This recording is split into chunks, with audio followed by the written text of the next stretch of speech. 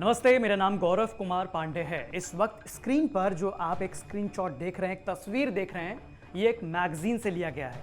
इस मैगजीन में साफ तौर पर आप देख सकते हैं कि लिखा हुआ है बाबरी शैल बी अवेंज्ड, मतलब बाबरी का बदला लेकर रहेंगे। तो दोस्तों, आज इस वीडियो में हम चर्चा करेंगे इसी मैगजीन के ऊपर कि ये मैगजीन किसने छापा है और इसके छापने का मकसद क्या है। दरअसल आतंकवादी संगठन आईएसआईएस ने भारतीय मुसलमानों को एक बार फिर बरगलाने की कोशिश की है, भड़काने की कोशिश की है। दोस्तों, ये मैगजीन है Islamic state of Iraq and Syria की, जिसने मस्जिद ढहाए जाने को लेकर अपना प्रोपेगेंडा फैलाने की कोशिश की है। दोस्तों, केवल मस्जिद ही नहीं, इससे पहले उन्होंने डॉक्टर कफील खान को लेकर और उससे भी पहले सीए और एनआरसी को लेकर भी कई आपत्तिजनक चीजें लिखकर अपनी मैगजीन जो है सोशल मीडिया के थ्रू शेयर किया है। आईएसआईएस की इस मैगजीन का नाम है द वॉइस ऑफ हिंद। खास बात यह रही कि इसका 9वां अंक इंडिया टुडे के हाथ लग गया है। इसमें भारतीय मुसलमानों से हथियार उठाने की बात कही गई है। इस मैगजीन को आईएसआईएस गैर कानूनी तरीके से इंटरनेट पर और टेलीग्राम जैसे मैगजीन ऐप के जरिए अपना प्रोपेगेंडा फैलाते हैं। और खासा ध्यान जो है यहाँ दीजिए, ये जो मैगजीन है, ये इस मैगजीन का ये अंक तब आया है जब बाबरी मस्जिद के सभी आरोपियों को बरी कर दिया गया है। दोस्तों, इसमें साफ साफ अक्षरों से बोल्ड लेटर्स में लिखा हुआ है कि बाबरी शैल बी अवेंज्ड, मतलब बाबरी का बदला लेकर रहेंगे।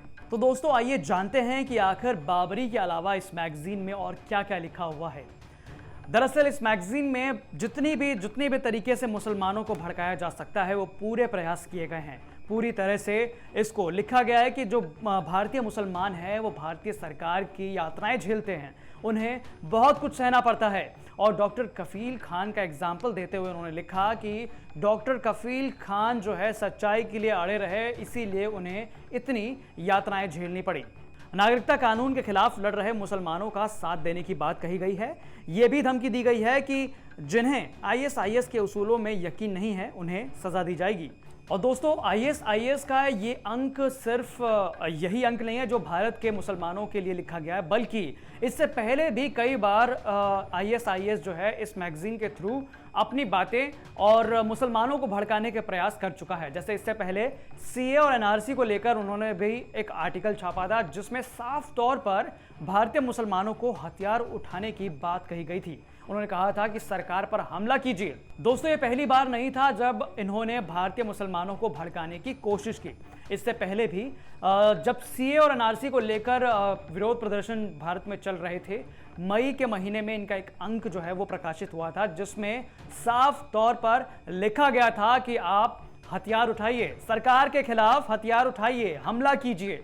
इस तरह की बातें लिखी गई थी, जिसको देखते हुए एनआईए ने समय रहते सोशल मीडिया पर अपनी नजर रखी और टेलीग्राम ऐप पे जिस तरह से इसको शेयर किया जा रहा था उसको तुरंत निगरानी में रखते हुए कार्रवाई की गई थी। दोस्तों, पिछली बार एनआईए ने जो चार्जशीट दाखिल की उसमें 5 लोगों के नाम सामने आए थे, जिसमें से हनाजाइब सामी, हिना बशीर बेग, अब्दुल्ला बशित, सादिया अनवर शेख, नबील सादिक खात्री। इसके अलावा आपको बता दें कि इसमें हीना और जहानाजीब जो हैं वो काफ़ी ज़्यादा सीए के प्रोटेस्ट में एक्टिव थे। तो दोस्तों, आपने देखा कि आईएसआईएस किस तरह से अपना प्रोपेगेंडा जो है वो भारत में लाना चाह रहा था, भारत के मुसलमानों को भड़काने की कोशिश कर रहा था।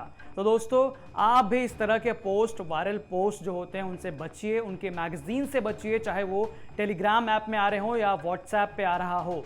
अगर आपको कहीं ये आपत्तिजनक चीजें दिखती हैं तो उनकी कंप्लेंट कीजिए। तो दोस्तों, उत्तर प्रदेश से जुड़ी तमाम खबरों के लिए आप देखते रहिए यूपी तक, क्योंकि यूपी तक सबसे ताज़ा अपडेट्स आप तक पहुंचाता है।